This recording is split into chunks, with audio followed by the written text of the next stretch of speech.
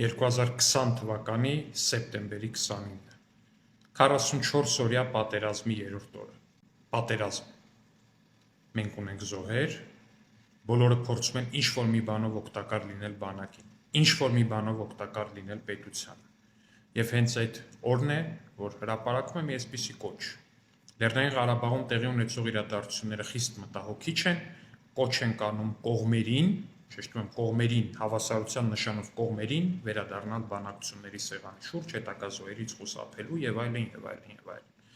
Այս հայտարարության հեղինակը ոչ այլ ոք է, քան Սամվել Կարապետյանը, Տաշիր Սամ։ Ու այդ օրերին ես հիշում եմ բավականին աղմուկ բարձրացավ, թե այս ինչ երկկողմանի հավասարության նշանով հայտարարություններ, հետո գտնվեցին մարդիկ, որ ասացին, դե գիտեք ինչ կա։ Մարդը փաստացի Ռուսաստանի քաղաքացի է, ռուսաստանցի օլիգարխ է, ռուսաստանցի գործարար է,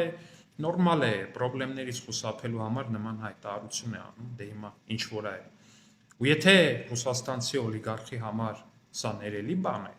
եթե մարդը Ռուսաստանի քաղաքացի է, ռուսաստանցի օլիգարխ, սա նորմալ է, ներելի է կամ կարելի է սրա վրա աչք փակել, ապա ճիշտ այն պահից սկսած, երբ այս մարդը իր թիմը, իր ընտանիքը քաղաքական հայտ է ներկայացնում Հայաստանի Հանրապետությունում, նրան պետք է ուղղակի ուղարկել տուն, հեռու պահել Հայաստանի Հանրապետությունից։